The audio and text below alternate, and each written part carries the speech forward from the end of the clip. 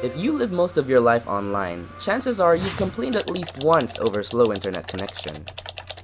And chances are you've considered subscribing to the latest and supposedly fastest service out there, 4G technology.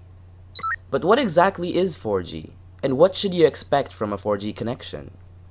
The G stands for generation.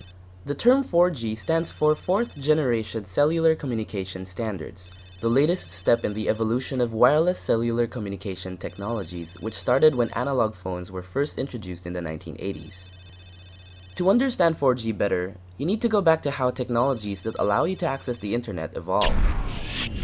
Think of internet connection the way you travel from one point to another. When the World Wide Web was introduced to the general public, we connected to the internet through a dial-up modem.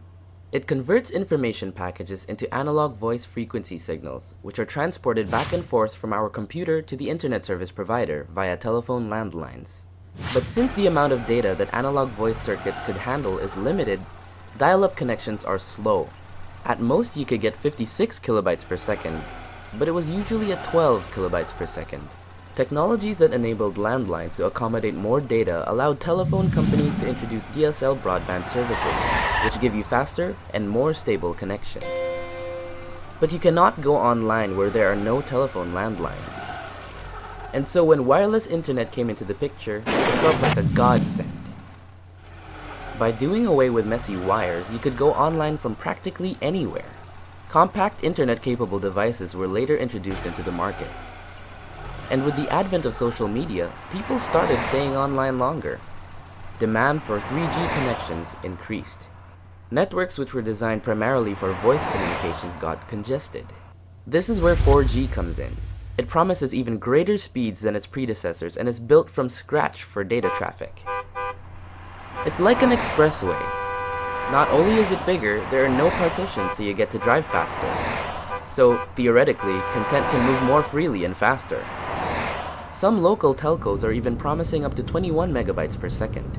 But before you sign up, make sure you understand the service you're subscribing to. To get 4G speeds, you need to connect to a 4G capable cell site. If the network status icon of your 4G capable device is only showing 3G, or worse, an E, that means you're actually accessing a legacy cell site, not a 4G network.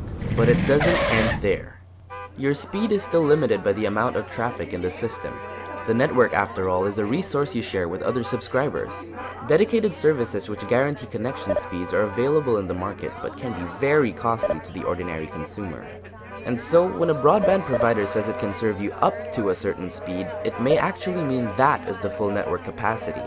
If every person in your area connects to this system using multiple devices and consumes data-heavy media such as video or makes a video call, your connection speed will be affected.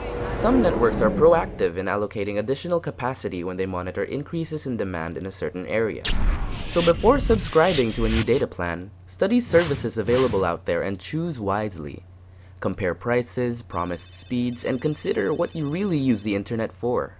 If you are only a casual user, why pay for higher bandwidth when what you really need is reliability and consistency?